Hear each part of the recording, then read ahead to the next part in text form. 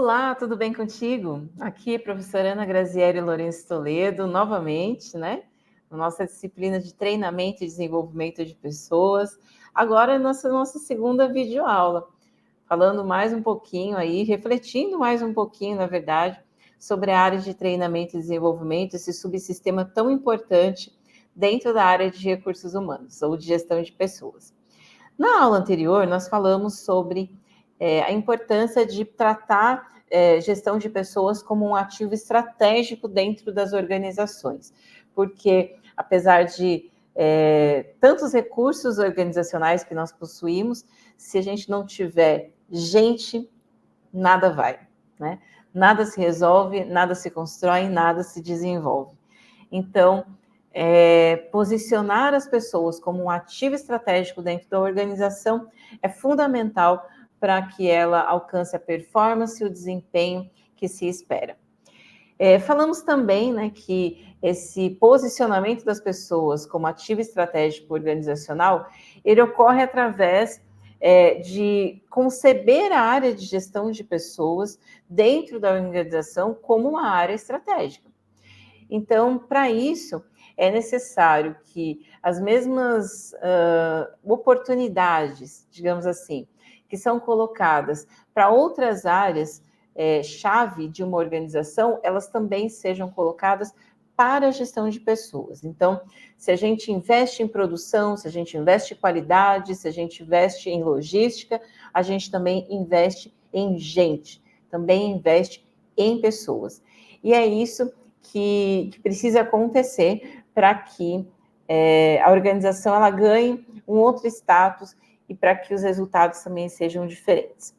E através desse posicionamento, os subsistemas da área de gestão de pessoas, eles também ganham importância diferente. Então, tratar, por exemplo, recrutamento e seleção, remuneração, qualidade de vida, avaliação de desempenho, como atividades estratégicas dentro de um conjunto maior de gestão de pessoas é fundamental. E dentre essas atividades, destaca-se nessa disciplina o subsistema de treinamento e desenvolvimento, que é o subsistema responsável por olhar com carinho, com cuidado para a formação e para a capacitação dos indivíduos dentro de uma organização.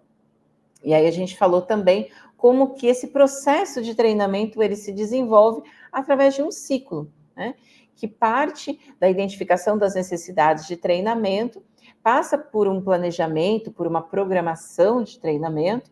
Esses treinamentos eles são executados e posteriormente eles são avaliados nos diferentes tipos de avaliação que existem para serem aplicados. Então, esse conjunto de atividades que forma o ciclo do processo de treinamento é que precisa acontecer para que as pessoas elas adquiram as competências adequadas para os seus cargos dentro das organizações.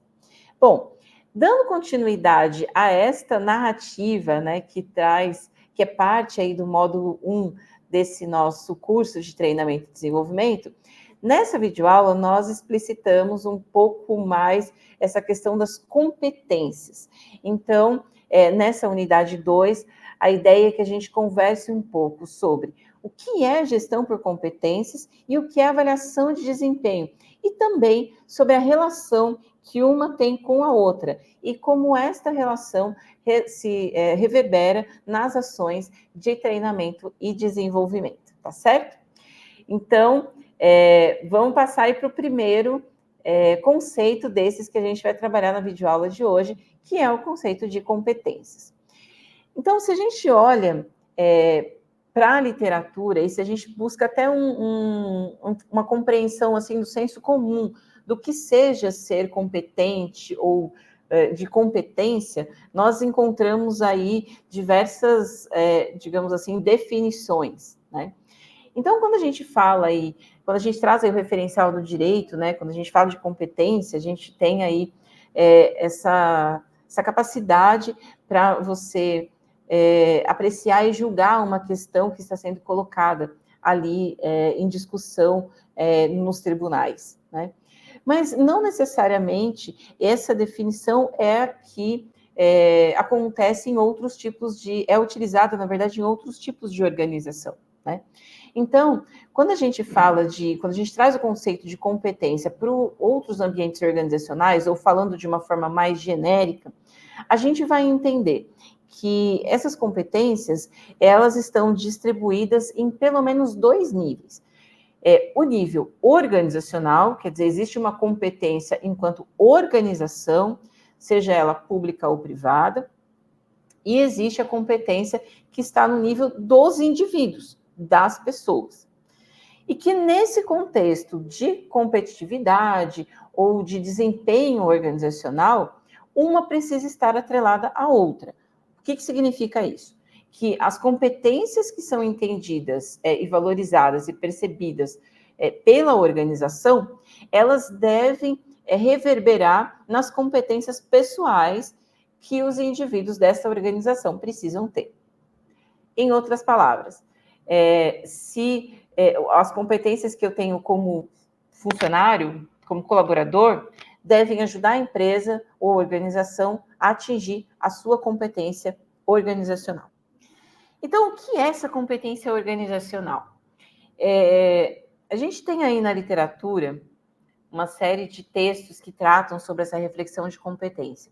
Mas eu trago nesse slide um texto que é do Prahalala e do Hamel, que são 2 teóricos da área de gestão, da área de administração, e que tratam essa questão da competência organizacional a partir de uma definição que eles utilizaram na década de 1990, mas que eu acho que permanece atualíssima, que é a definição da competência essencial, né? Então, quando a gente olha para uma organização, a gente precisa saber o que é que distingue essa organização e o que identifica quando alguém vem e fala assim, olha, a empresa tal, a organização tal, é isso, né? E essa é a sua competência essencial. Então, nesse sentido, as competências organizacionais, elas são vistas como esse conjunto de conhecimentos, habilidades, tecnologias e tantos outros recursos que fazem com que a empresa ela desenvolva o seu diferencial competitivo, ou seja, aquilo que a faz diferente das demais empresas, ou num contexto de administração pública, aquilo que a faz cumpridora das suas funções com eficácia, com efetividade. Então, uma vez que a organização ela possui uma competência, ela é identificada não só pelos clientes, mas também por todos os outros parceiros e quem está envolvido no negócio. Parceiros como clientes, fornecedores, instituições de ensino, formadoras de indivíduos, vizinhos que estão ali na rua, comunidade, enfim, todos aqueles que participam de alguma maneira do negócio da empresa, a identificam a partir da existência dessa competência organizacional. Então, uma competência organizacional, ela é sempre percebida, as pessoas notam, elas sabem que ela está ali, né? E aí tem várias competências organizacionais que a gente pode citar como exemplo. Então, a gente pode citar a questão da logística, né, de distribuição como uma competência organizacional, a questão do trabalho com a imagem, com a marca, né? A gestão da marca é uma outra competência organizacional que pode ser colocada como exemplo. Enfim, tem várias dessas marcas, né, que a empresa ou a organização ela pode deixar e que as pessoas vão perceber que a distingue dessas demais organizações com as quais ela compete ou não, porque não necessariamente existe uma relação de competitividade, mas pode existir uma relação de cooperação entre organizações em um mesmo setor. Bom, dito que a competência organizacional é algo que distingue a organização das demais, essa competência ela deve estar prevista nas operações daquela organização. Então, quando eu olhar para cada uma das grandes áreas dessa organização, eu preciso enxergar essa competência lá dentro também. E aí, quando eu enxergo essa competência lá dentro, eu preciso enxergar como eu traduzo essa competência organizacional nas competências individuais, pessoais, profissionais que eu preciso ter. Então, eu vou ter que procurar olhar para isso e dizer como que cada um dos cargos daquele setor deve agir para que eu consiga atingir a competência organizacional. E aí, nesse sentido, as competências profissionais, a gente vai dizer que é o conjunto de habilidade, conhecimentos, habilidades e atitudes que o indivíduo precisa ter para auxiliar a empresa a obter a sua competência organizacional, ou seja, fazer as entregas que ela se propõe a realizar. Então, veja que uma coisa está super linkada com a outra. Não tem como você ter uma competência organizacional e competências profissionais que sejam distintas, porque simplesmente uma não faz com que a outra aconteça. Então, a relação de interdependência, ela é clara quando a gente fala de competências dentro de uma organização, tá certo? Bem, o que a gente pode dizer também é que, nesse sentido de definição de competências, esse conceito de competência, ele foi mudando ao longo do tempo, evoluindo, né?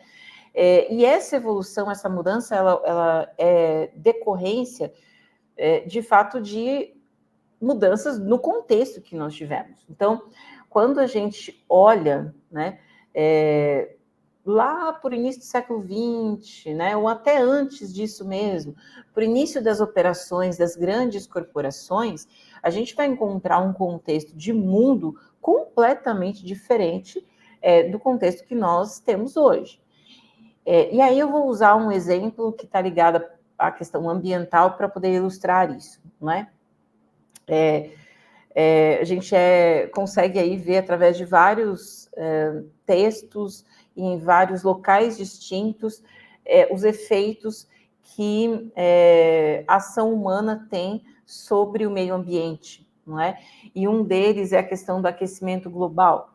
Então, não são poucos aí os estudos, e há uma compreensão até que mundial e compartilhada dessa questão de que antes da Revolução Industrial, da primeira Revolução Industrial, os níveis que nós tínhamos de aquecimento global eram muito inferiores àqueles que a gente tem hoje, e que esse processo de industrialização causou efeitos ao meio ambiente, não é?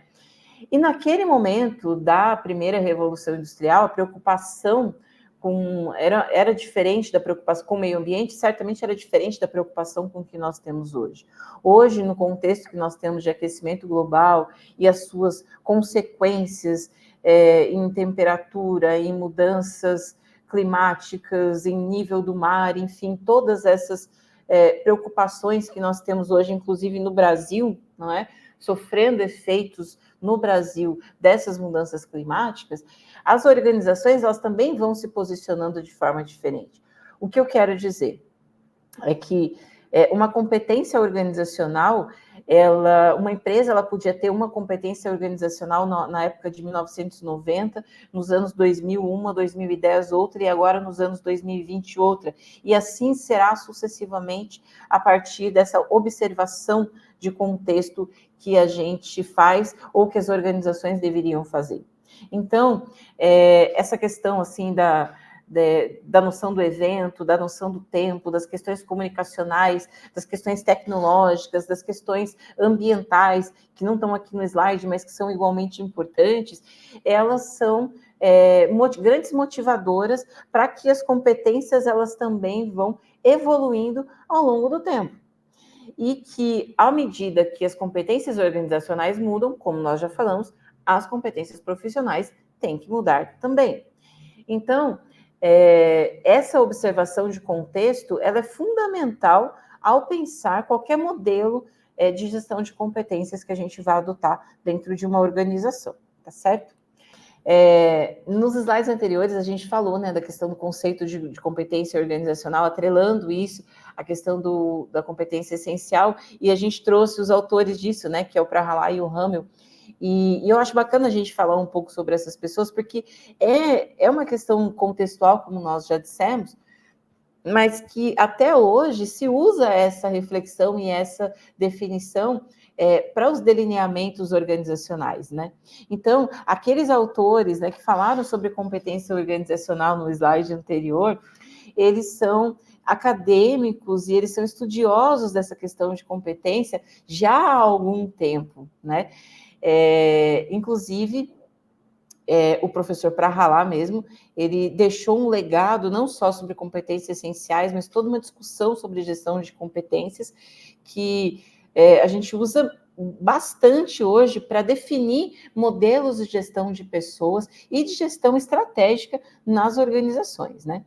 E essa contribuição que eles deixam, né, tanto o Hamel quanto o Prahalala, para toda essa conversa que a gente está tendo sobre gestão de competências, ela parte dessa representação que eu busquei fazer aqui no slide, para tentar entender ali melhor o que significa a competência essencial num contexto organizacional. E aí, para isso, a gente usa essa figura da árvore, né, aqui.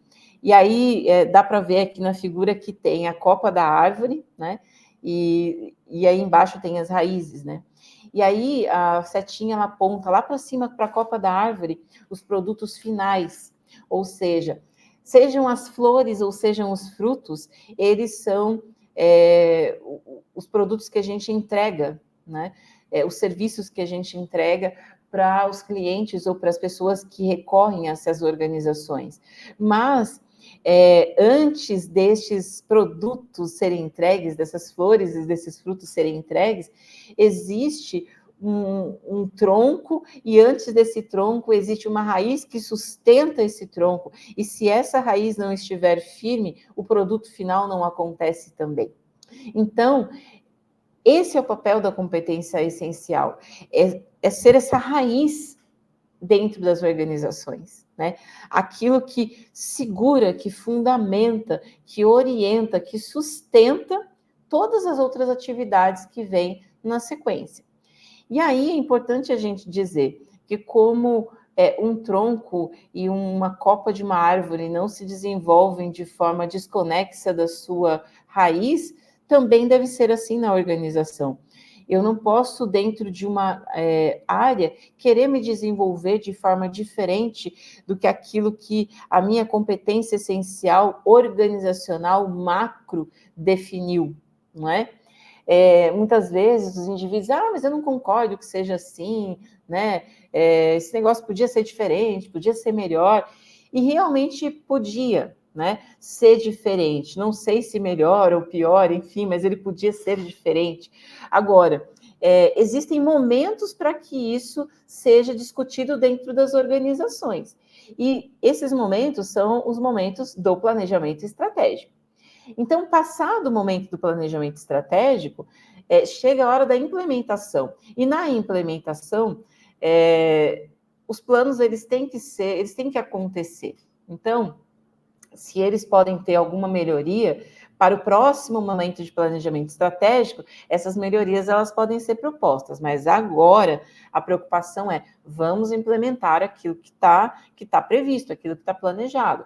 Então, se a nossa competência essencial ela passa, por exemplo, por construir um modelo de negócio sustentável do ponto de vista econômico, mas também do ponto de vista ambiental e social, isso tem que acontecer em todas as áreas da empresa, porque todas as áreas representam o tronco dessa árvore, não é? E uma área não pode pensar diferente da outra, e a outra e não pode, elas não podem simplesmente virar e falar, não, isso aqui não importa para mim. Não, isso é o que a organização representa. Então, todos nós devemos nos orientar por esse comportamento para que, lá no final, sejam as flores, sejam os frutos, eles saiam como planejado a partir da compreensão estratégica dessa organização. Então, vamos procurar entender sempre assim, que uma competência essencial, ela é a raiz, é aquela que segura, fundamenta, sustenta uma organização. E a partir dela, todas as outras atividades, elas devem ser concebidas, ok? Trazendo essa compreensão de competência essencial para dentro da gestão de pessoas, como que isso se encaixa, né? Então, a gente já falou lá na primeira videoaula de como que as pessoas elas são vistas como ativos organizacionais a partir da visão baseada em recursos, né? Então, que existem vários recursos, dentre elas as pessoas, mas que esses recursos todos eles devem agir para que a organização ela consiga obter os resultados esperados. Então, esse resultado esperado é o quê? É a vantagem competitiva, é o diferencial competitivo, é o desempenho, é o alcance das metas que foram estipuladas lá no momento do planejamento estratégico. E dentro dessa compreensão de treinamento, desenvolvimento e de gestão de pessoas, fazer isso acontecer através das pessoas necessariamente passa por um processo de gestão de competências. Bom, compreendendo que é preciso internalizar essa visão de que as pessoas elas são recursos estratégicos e que elas podem promover a vantagem competitiva, o diferencial competitivo, o alcance dos resultados do planejamento estratégico que foi feito lá atrás, existem várias formas de se desempenhar isso dentro da organização. Mas considerando a questão do treinamento e desenvolvimento, a questão da gestão de pessoas, uma dessas formas é a gestão por competências, tá certo? E quando a gente vai entender esse processo de gestão por competências, a gente precisa compreender que ele é feito também de algumas etapas, não é? Então, esse processo de planejamento, de captação, de desenvolvimento e de avaliação de competências, ele deve permear todos os subsistemas de gestão de pessoas, e não só o subsistema de treinamento. Mas, só entendendo tendo essa visão, na verdade, sistêmica de todo o processo de gestão de pessoas, é que você vai entender que a competência ela está inserida em todos eles, não só no treinamento. Mas no contexto do treinamento, pensar em gestão por competências é fundamental. Por quê? Lembra que eu disse lá na primeira videoaula que o processo de treinamento e desenvolvimento é um ciclo que começa com o levantamento de necessidades? Então, para levantar essas necessidades, eu preciso saber o que é preciso e aquilo que eu tenho, e fazer essa comparação. E essa comparação, esse match, digamos assim, é que vai gerar as minhas necessidades de treinamento. Então, se eu estou pensando em organizar a minha empresa a partir de uma competência essencial, eu preciso também trazer esse conceito de competência para as pessoas. Eu preciso trazer isso para as necessidades de treinamento. Então, eu preciso olhar quais são essas competências para poder planejar as minhas ações de treinamento, tá? Então, pensar em gestão por competências no escopo de treinamento e desenvolvimento inicia-se a partir dessa identificação de necessidades requeridas para o desempenho de cada uma das funções. E aí, a gente também tem, como eu sempre digo, né, a literatura muito diversa, muito rica, não é? E temos aí vários modelos de gestão de competências que vão se colocando. Esse modelo que a gente traz aqui, ele é composto aí por 5 etapas da professora Graminha, que é um modelo também desses considerados seminais, originais, né? Mas que é um modelo muito utilizado hoje ainda pelas organizações, porque ele demonstra, eu acho que de forma muito simples e completa, todo esse passo a passo da gestão de competências ou por competências que a gente deve desempenhar. Começando aí por um processo de sensibilização. Aliás, aqui eu faço até uma parte, né? Porque não só o processo de gestão de competências, mas todos os processos organizacionais que nós implementamos, eles deveriam contar com uma etapa de sensibilização, porque é nessa etapa que a gente conta para as pessoas o que é que está sendo implantado, por que é importante e como essas pessoas elas podem participar. A partir desse processo de sensibilização que envolve a questão da comunicação, da participação, você consegue que as pessoas se comprometam mais e através do comprometimento é muito mais garantido, digamos assim, o resultado daquilo que está sendo implementado. Bom, é importante depois de fazer essa sensibilização, entender quais são os perfis, né, de competências que são necessários. Então, identificar esses perfis e especificar esses perfis faz parte desse processo de análise que a gente deve fazer entre o que é necessário e aquilo que as pessoas hoje possuem em termos de competências, tá certo? Num outro momento, é fundamental que a gente olhe também para a questão dos talentos que existem nas organizações. Porque a gente fica falando o tempo todo de, olha, vamos capacitar a mão de obra, vamos qualificar a mão de obra, né? E é necessário, bacana, é isso mesmo. Mas fica parecendo que muitas vezes a mão de obra ela precisa o tempo todo ter competências sendo inseridas. Mas, na verdade, essa mão de obra, essas pessoas, esses colaboradores, eles já têm potencialidades ali. E muitas vezes o trabalho que a gente tem que fazer é parar com o cuidado necessário, com o carinho necessário para olhar essas potencialidades e identificar os talentos que nós já temos. E muitas vezes não estão sendo bem aproveitados dentro da organização. Então, olhar, né, para o nosso banco de talentos faz com que a gente consiga depois fazer uma tomada de decisão mais eficaz em relação a esses talentos e promover as mudanças necessárias dentro da organização para que aí sim a gente consiga efetivamente fazer uma gestão do comportamento desses indivíduos, né? Bem, a partir dessa, digamos assim, identificação, né, dos talentos que a gente tem dentro da organização, aí a gente consegue tomar decisões melhores em relação à alocação dessas pessoas, porque muitas vezes o indivíduo, ele não está rendendo o que ele poderia render, simplesmente porque ele não está numa função que exige todas as capacidades ou permite utilizar todas as capacidades e competências que ele tem. E aí a gente parte para um processo de realocação. Bem, a partir dessa análise do banco de talentos, da tomada de decisão, é que aí a gente consegue, de fato, fazer, né, a gestão das pessoas, dos conhecimentos e dos comportamentos dos indivíduos. Inclusive, numa atividade de mentoria ou de coaching, que as lideranças delas devem realizar, orientar os funcionários, os colaboradores, as pessoas, para que elas consigam se desenvolver e ajudar a empresa a se desenvolver também. Então, pensar no modelo de gestão por competências é pensar em todas essas possibilidades, né? Não só em capacitar o indivíduo, mas também pensar em que esse indivíduo também já possui competências e que muitas vezes elas podem ser aproveitadas melhor em outro lugar e render mais em outro lugar também. Então, vejam só como a visão, o modelo de gestão por competência, ele é um modelo sistêmico, né? E que a ação de treinamento, ela é muito importante, mas ela é uma ação dentro de várias outras ações que o modelo solicita, que o modelo pede também. Bom,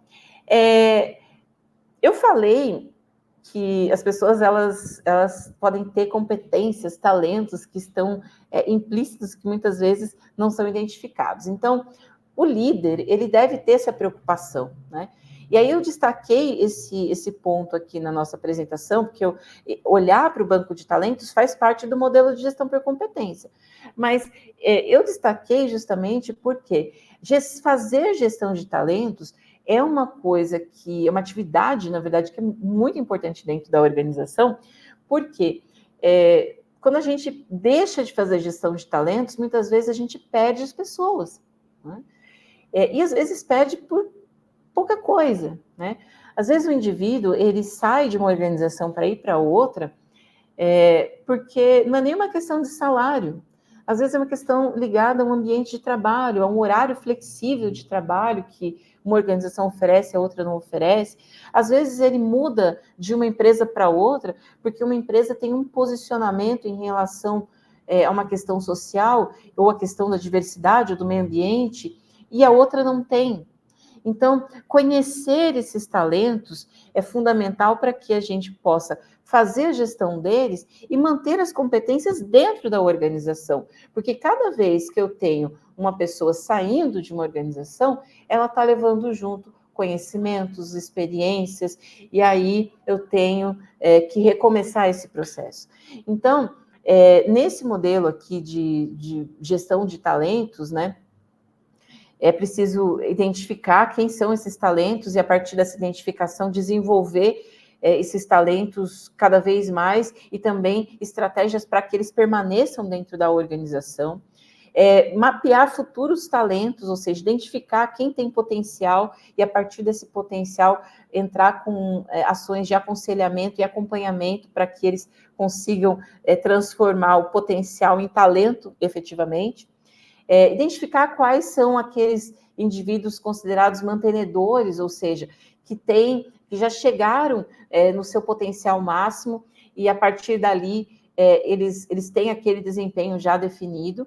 E também identificar aqueles indivíduos que não estão performando de acordo com o esperado, porque esses indivíduos possivelmente vão cair naquela situação que eu citei antes. São indivíduos que estão alocados em setores, em funções, em áreas, em atividades, nos quais eles não podem exercer plenamente as suas competências, os seus conhecimentos, as suas habilidades. E aí, de repente, você muda esse indivíduo de função, e a performance muda também. Então, olhar para os talentos de uma organização, sem dúvida, é olhar para o seu desempenho, olhar para a sua performance também. Bem, a gente falou, né, e deixou claro, eu acho, que é importante fazer a identificação dos talentos. Para desenvolvê-los, para retê-los, para acompanhá-los, e porque eles são o grande diferencial dentro de uma organização e fazem o resultado acontecer.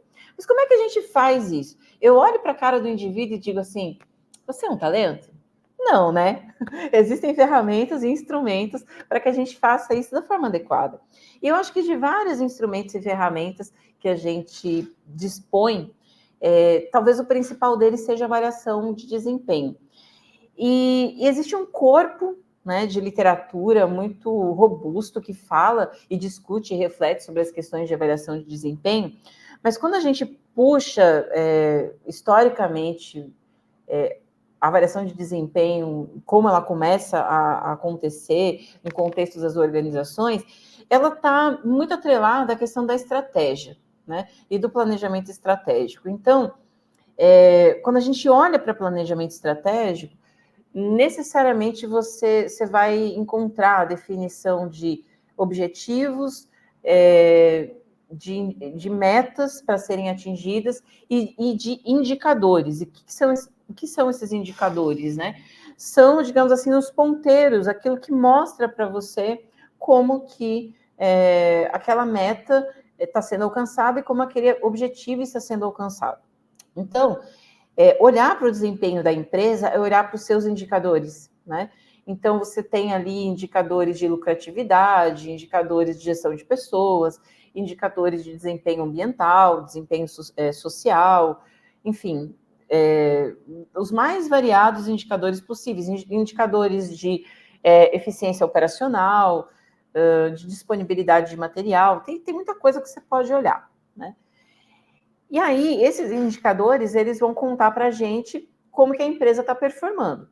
Nesse sentido, vem a questão da avaliação do desempenho do indivíduo, a partir de um modelo muito semelhante, né? Ou seja, você planejar ações para o indivíduo, né, de desenvolvimento para o indivíduo, entender como que essas ações, quando elas acontecerão e quais são os resultados que deverão ser alcançados a partir dessas ações. E aí você olha se esses resultados eles foram alcançados ou não, e aí você precisa rever essas ações ou não. Então, esse modelo, digamos assim, de avaliar o desempenho, que vem lá do planejamento estratégico, da estratégia, ele acaba chegando na gestão de pessoas e acaba sendo um instrumento para a identificação de talentos e também para a própria implementação da gestão por competências. Então, o que é que faz uma avaliação de desempenho, né? Ela permite o gerenciamento de comportamentos dos indivíduos, então, a partir dos resultados da avaliação, a gente consegue orientar as pessoas sobre os comportamentos e sobre as ações que precisam ser realizadas para que os resultados eles sejam melhor alcançados ou outros resultados mais substanciais sejam alcançados. É um instrumento que também permite a implementação de um sistema de gestão, né? Então, a avaliação de desempenho, quando ela é bem realizada, ela subsidia não só o sistema de treinamento e desenvolvimento, mas outros subsistemas da área de gestão de pessoas. E esta avaliação, ela não precisa ser, digamos assim, focada em uma única situação, né?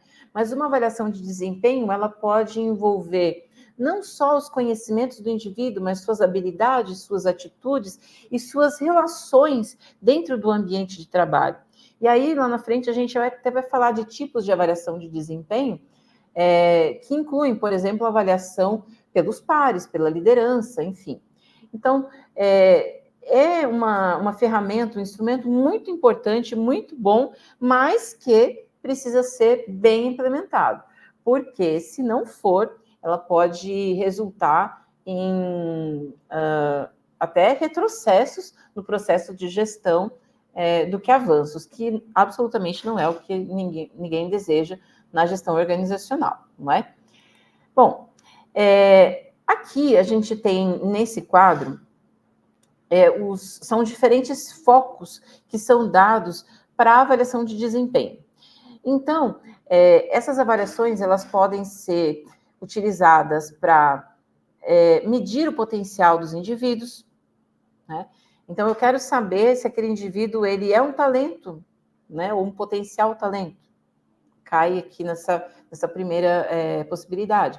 Ela pode ser utilizada para fazer uma análise comportamental dos indivíduos. Então, eu consigo observar, através da avaliação de desempenho, a questão atitudinal e de como esse indivíduo se relaciona dentro da organização. Eu consigo utilizar a avaliação de desempenho para o foco de desenvolvimento profissional. Então, pensar aí sim na questão de treinamento e desenvolvimento propriamente dita.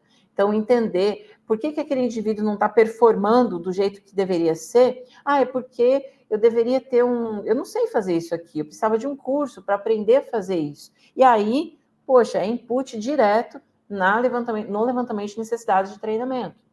E ainda utilizar a avaliação de desempenho para fazer o acompanhamento de metas e de resultados. Então, entender a avaliação de desempenho como um instrumento que serve para olhar para os resultados organizacionais também. A avaliação de desempenho individual como instrumento para entender os resultados organizacionais. Também é uma forma de se utilizar. E aí, existem vários tipos de avaliação de desempenho. Eu trouxe aqui a avaliação de desempenho 360 para dar destaque, porque muitas vezes as avaliações elas acontecem do tipo 90 ou 180 graus. Nossa, que estranho, né, Ana? Deixa eu explicar, então. Quando a gente fala de avaliação 90 graus, é uma avaliação que é feita exclusivamente do chefe para o funcionário. Então, é o chefe avaliando o funcionário. Quando a gente tem a 180, a gente tem o chefe avaliando o funcionário e a gente também tem uma avaliação recíproca. Mas quando a gente tem a avaliação 360, a gente tem o funcionário sendo avaliado pelo seu chefe, pelo seu colega de trabalho, se ele é chefe de alguém, pelo seu subordinado, sendo avaliado por clientes, por fornecedores, por outros parceiros que existam dentro que estejam envolvidos com o negócio da organização, e ele próprio faz uma autoavaliação. Ou seja, na avaliação 360, a gente está buscando oferecer para o indivíduo a maior quantidade de feedbacks possíveis. E por quê? Essa diversidade de feedbacks também vai fornecer para o indivíduo uma diversidade de percepções sobre o desempenho dele próprio. E aí são mais inputs, mais ideias e mais planos que são gerados a partir desses feedbacks que são gerados. Então, dá uma visão mais completa do desempenho para o profissional. E isso auxilia a planejar as suas ações para o próximo ciclo de avaliação. Geralmente, a gente aplica a avaliação de desempenho nesse ciclo de 1 ano, que acompanha o ciclo de treinamento. Então, se eu tenho uma programação de treinamento que é, sei lá, para 2023, 2024, 2025, o ano que for, a gente tem a avaliação de desempenho também sendo desempenhada dentro de 1 ano.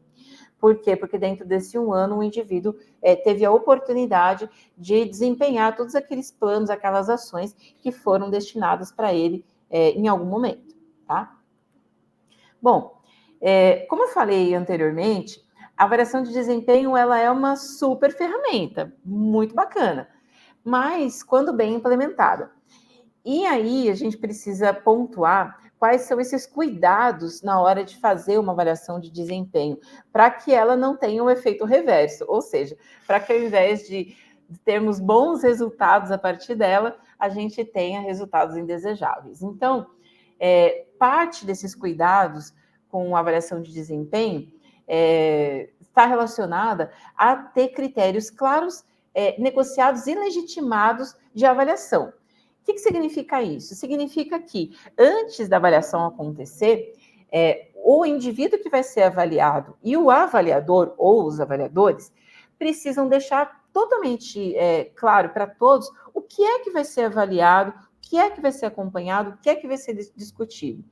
E aí, esses critérios, eles podem, inclusive, ser negociados entre as pessoas, ou seja, o indivíduo pode dizer assim, olha, você está querendo avaliar, de repente, a quantidade de papel que eu uso para fazer uma impressão, mas isso, de repente, não é um indicador tão interessante. Poderia ser um outro indicador e assim por diante. Então, eles podem ser e devem ser negociados entre todos os envolvidos. E uma vez que estão negociados, eles devem ser aceitos, legitimados. E a partir daí a avaliação tem que ser conduzida. Então, sem essa, digamos assim, negociação prévia, esse entendimento prévio, sempre vai ficar ali uma duvidazinha na hora de fazer a avaliação de desempenho. Outra coisa importante, comunicação. Definir o critério, então, ótimo, beleza, vamos comunicar esses critérios para as pessoas, né? Dizer exatamente por que a gente está fazendo uma avaliação de desempenho, quais os objetivos dessa avaliação, se é para identificar potencial, se é para fazer um plano de treinamento, se é para orientar comportamentos, enfim, qual que é o foco da avaliação, quais são as etapas dessa avaliação. Então, olha, vai começar com uma autoavaliação, depois tem a avaliação da chefia, depois tem a avaliação do cliente. Então, contar esse passo a passo e dizer também, entender que o último desses passos tem que ser o feedback. Por quê? Toda vez que você faz uma avaliação, você levanta uma expectativa em cima de um indivíduo, e esse indivíduo fica esperando o retorno. Então, a gente precisa dar o retorno para ele, precisa dar esse feedback da avaliação para que ele tenha o direito de conhecer aquilo que as pessoas colocaram sobre ele, e ele possa tomar a decisão de melhorar, de mudar ou não, enfim, a decisão que ele desejar. E também os impactos dessa avaliação, porque existem organizações, né, que usam as avaliações de desempenho para promover mudanças organizacionais, para promover rotatividade de pessoal, e ok, se a finalidade for essa, tudo bem, mas isso precisa ser dito para as pessoas, elas precisam estar cientes de que a avaliação também tem essa finalidade. Capacitação. Parece trivial, mas não, hein? É fundamental que as pessoas que vão participar da avaliação de desempenho, elas saibam como elas vão fazer. Então, é preciso que essas pessoas elas tenham um treinamento sobre como preencher o formulário da capacitação, da avaliação, sobre como fazer as perguntas, para o indivíduo, sobre como conduzir a entrevista, e fundamental, um treinamento, uma capacitação sobre como dar feedback para as pessoas, para como contar para as pessoas os resultados da avaliação, de forma que isso ajude o indivíduo a refletir e a edificar o seu comportamento, melhorá-lo, né? E não o contrário. Então, a avaliação de desempenho, ela deve ser usada sempre com esse caráter de melhoria contínua, de formação, de desenvolvimento, e não com caráter punitivo, né? Porque é uma questão aí de como que a gente lida com as pessoas e do respeito que a gente tem com as pessoas também. Utilizar a avaliação como instrumento de apoio ao desenvolvimento, é o que a gente já falou. Mediante os resultados da avaliação, a gente programa ações de treinamento específicas para aquele indivíduo, tá certo? E adotar, sempre que possível, as avaliações que tenham mais partícipes, e não que seja só uma avaliação unilateral ou unidirecional. Então, quanto mais indivíduos participando do processo de avaliação, mais rico esse processo fica e mais o indivíduo e a organização têm a ganhar com este processo. Existem aí algumas tendências em relação à avaliação de desempenho que a gente colocou aqui, né? Então, a gente até já falou delas aí ao longo também da videoaula, que é você procurar alinhar o desempenho individual com o desempenho organizacional, essa relação que a gente está falando, né, poxa, pensar a competência do indivíduo a partir da competência da empresa, da organização, da competência essencial, né? A necessidade de que os resultados da avaliação de desempenho, eles subsidiem os outros sistemas de gestão de pessoas e os outros sistemas da organização, né? Com elementos para que a gente possa planejar melhores estratégias e melhores políticas para atender esses indivíduos. Essa questão da negociação e do equilíbrio de expectativas, eu acho que é fundamental, porque ao passo que tem indivíduos que muitas vezes não compreendem o sentido de fazer uma avaliação de desempenho, tem aqueles indivíduos que também se cobram muito, não é? E que recebem uma boa avaliação, mas falam, não, mas olha, faltou isso, precisaria fazer aquilo, né? Então, fazer esse alinhamento de expectativas de quem está sendo avaliado com o avaliador e com a organização é fundamental até para conter a ansiedade das pessoas e direcionar corretamente os caminhos dessa avaliação, né?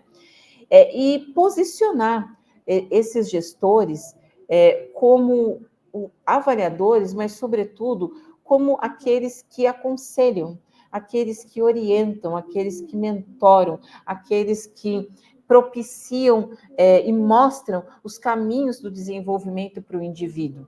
Porque muitas vezes, sozinho, a gente não consegue enxergar o que é preciso ser feito, mas alguém do lado, para nos mostrar os caminhos, para dizer quais as possibilidades, abre uma série de oportunidades que sozinhos, muitas vezes, a gente não conseguiria realizar. E dentro da organização, quem exerce esse papel?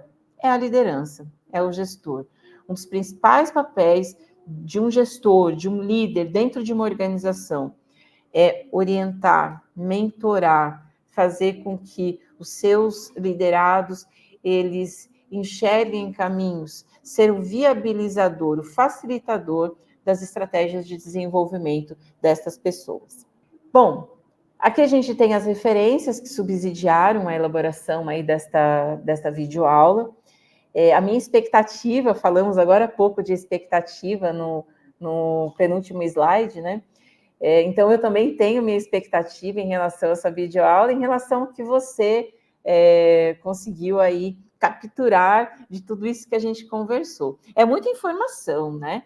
Para gente discutir aí. Aí tem também os textos que a gente indica para fazer a leitura, tem as discussões nos fóruns, as atividades para serem feitas, mas a minha expectativa diante de tudo isso é que, ao final, exista a compreensão aí por você de que não basta que nós só treinemos as pessoas, mas esse treinamento ele deve ser embasado em uma análise profunda de competências e ele deve ser referendado por um processo justo de avaliação de desempenho. Então, quando a gente junta essas 3 coisas, aí fica bom, aí fica legal, e aí a gente tem o resultado organizacional que a gente espera, e o resultado também das ações de treinamento que a gente espera, tá certo? Bom, a gente vai se vendo aí nas próximas aulas e bons estudos para você. A gente se vê na próxima. Até mais.